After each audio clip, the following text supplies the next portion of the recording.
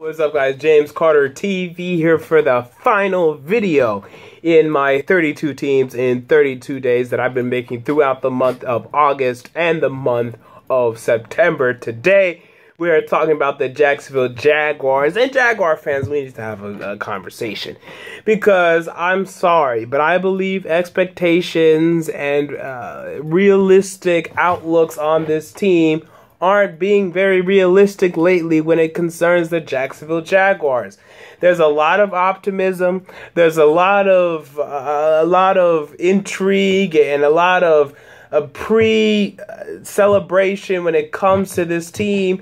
And I think we're going a little too quick, we're going a little too fast, and we're presuming and we're assuming a lot of things when it comes to this football team that we haven't seen for years.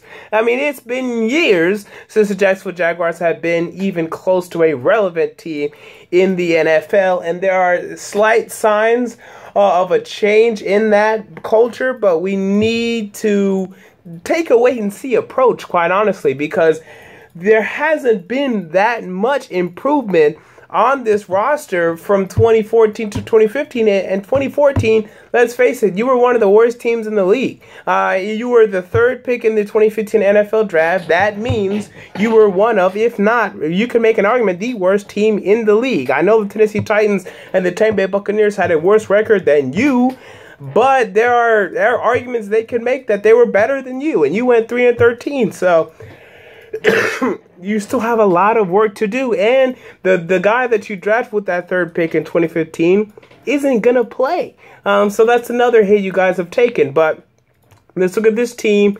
We'll look at their strengths, their weaknesses. We'll look at the toughness of the schedule, and I'll give you my official win-loss prediction for this upcoming season. Now, the biggest strength on this football team, I'll give it to the defensive line. Okay, you do have Jared Odrick, who you signed this offseason. Sen'derrick marks if he's playing. Now the problem is, it doesn't sound like he's going to be healthy for the first 3 or 4 weeks of the season, coming off that torn ACL last year. So you're looking at a guy who didn't practice over the summer, now is being thrown into the mix. Will he be the same Sen'derrick Marks of old? Because, quite frankly, he's the best player you have defensively.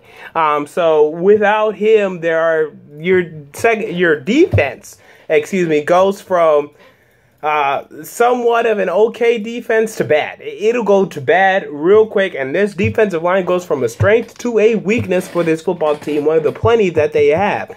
Now, you do have Ryan Davis on one side, Chris Clemens, who really is a below-average defensive end at his position. Andre Branch, who continues to be a disappointment. Tyson Alualu, who continues to be a disappointment. So even though I'm saying this defensive line is a strength, there's still a lot of issues on this defensive line. And that is the problem I have with the Jacksonville Jaguars. Even when we're saying a position is a strength, it's not even that strong. Now, your one position is a good strength, and that's your tight end position. But the problem is, who cares? You can have the best tight end in the league. If you don't have a quarterback to throw to him, nobody cares. So you do have a really good tight end in Julius Thomas, but if Blake Bortles isn't a better Blake Bortles than he's been in the past, no one will care about your freaking tight end. No one will care. So Julius Thomas at the tight end, though, but he's injured, and he could miss the first 4 games. And how are you going to do over those first 4 games? You're facing teams like the Patriots and other teams of that nature. Issues there. And then that's it. There's no more strengths on this team. There's a couple positions that you could argue are somewhat in the middle. Like, we can have a conversation about maybe the offensive line could be in the middle. You do have Brandon Linder at right guard, who's obviously your best offensive lineman. You do have Jeremy Parnell, who you signed from the Dallas Cowboys, who is a good offensive lineman. Steven Wisniewski, who you signed from the Oakland Raiders, who's a decent center. Zane Beadles, who's a decent guard. You also drafted A.J. Cann, but your left tackle, Luke Joeckel, is bad.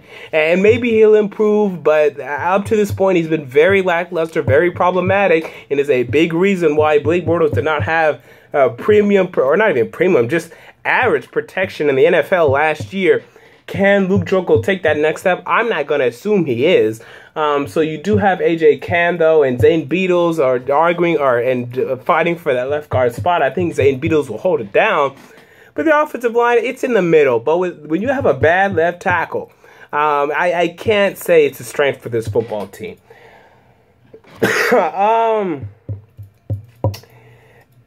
Maybe your linebackers. Okay, you do have Paul Posluszny, who I think is slightly overrated. I think he's okay. I think he's a liability in coverage. I think he's much better against the run than he is against the pass.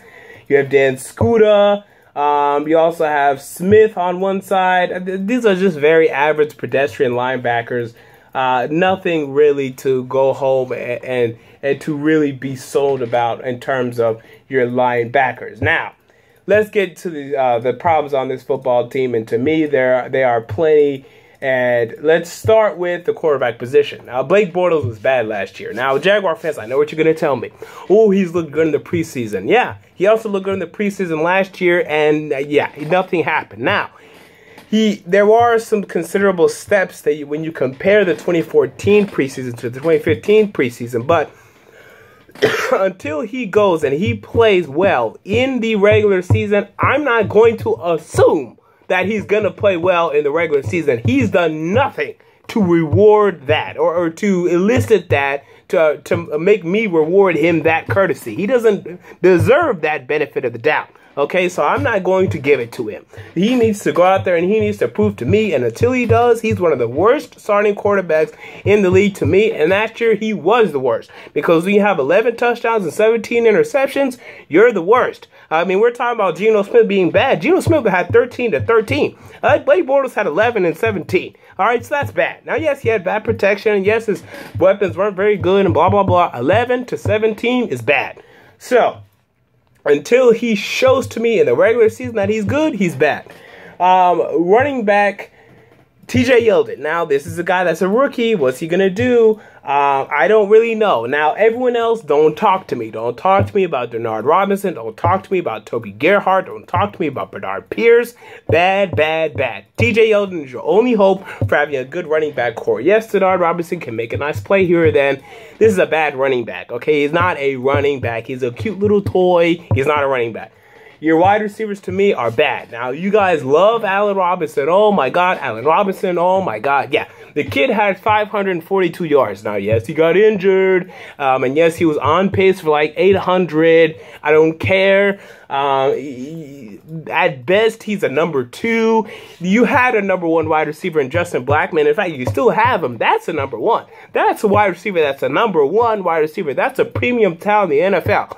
Allen Robinson is a number 2 at best. Okay, so Allen Robinson on one side, Marquise Lee, who can't stay healthy, on the other side, Alan Hearns, who's A. Sanders, Rashad Green, who's a rookie, so maybe he'll do better than I'm expecting, but yeah, very uninspiring wide receiving core to me. Secondary, to me, it's bad.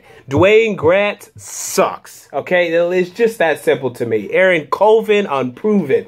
Devon House, what are you going to get from him? Demetrius McCray can be decent at times, and that's one guy I'll defend for you, but McCray and Devon House haven't played too much, and when they have to go up against like truly great receivers like the Calvin Johnsons of the world and other wide receivers of that caliber, I don't think they're going to match up well, and I think they're going to have trouble.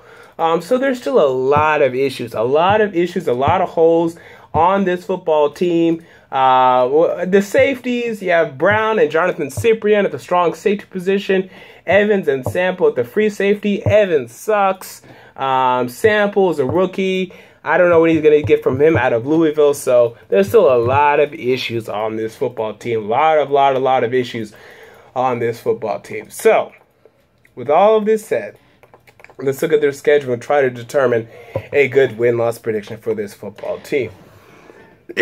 Now, you guys are in the AFC South once again, where I believe each and every team is better than you. And that includes the Tennessee Titans, who you lost to. You guys lost to them last year, and you beat them once, but that's not really saying much. Okay, so you beat them, and you lost to them, you split with them. Expect the same again. The Houston Texans are better than you. The Indianapolis Colts are better than you. So there's issues there. You face the NFC South, where each and every team is better than you. The Tampa Bay Buccaneers are better than you now that they have Jameis Winston, who's a quarterback that's better than Blake Bortles. Trust me on that. Panthers are better than you, the Saints are better than you, and the Falcons are better than you. So issues there. You also face the AFC East. Each and every team, except for maybe the Jets, we can have a conversation. But you go to the Jets, so that's an issue. And besides that, the Patriots are better than you, the Bills are better than you, and the Miami Dolphins are better than you. There's a recurring theme. You face the San Diego Chargers from the AFC West. They're better than you. You face the Baltimore Ravens. They're better than you. So a lot of issues in terms of a lot of difficult matchups for this football team that I think is going to give you guys a lot of trouble. Now, win-loss prediction for this team in 2015. Wait, this is odd. Why are you guys facing the Baltimore Ravens? The Ravens finished second in the AFC North, so why would you guys... No, they finished third. Okay, no, they finished third. Okay, so that's actually very problematic because the Ravens are a 10-6 team. They finished third, and then you guys finished third, so you guys are facing the Baltimore Ravens. That's bad, especially in Baltimore. So, I don't see a lot of wins on this schedule. I mean, I really don't, and I don't have faith in Blake Bortles, and I know you Jaguar fans are going to hate on me, and that's fine, and that's great, and whatever. Best case scenario is 6-10. That's the best I can see. Maybe Gus Bradley can make this defense perform better than what I'm seeing. And maybe Blake Bortles takes a better step than what I think he will. Best case scenario is 6-10. Worst case, they're 2-14. They're the worst team in the NFL, and I think that's very, very, very probable and possible. My prediction... It's 3-13. I mean, I don't have faith in the Jacksonville Jaguars. I don't see it. I know everyone's excited. I know everyone's happy. I know they performed somewhat well in the preseason, but with issues and injuries to their two best players, really, it's sen'derrick and Julius Thomas that are going to miss the first 4 games. They really could go. They have a high probability to me to go 0-8 in their first 8 games. You're facing the Panthers, Dolphins, Patriots, Colts, Bucks in Tampa Bay, Houston Texans, Buffalo Bills, and you have to go to the New York Jets. You could go, and then you have to go to Baltimore. I wouldn't be surprised if you lose all those games. I still cannot pinpoint certain games where I know the Jags are going to win those games. Now, maybe they prove me wrong, and if they do, they won't prove me wrong by much. My prediction is 3-13 for 2015 for the Jacksonville Jaguars. Until next time, James Carter TV, I'm out. Peace.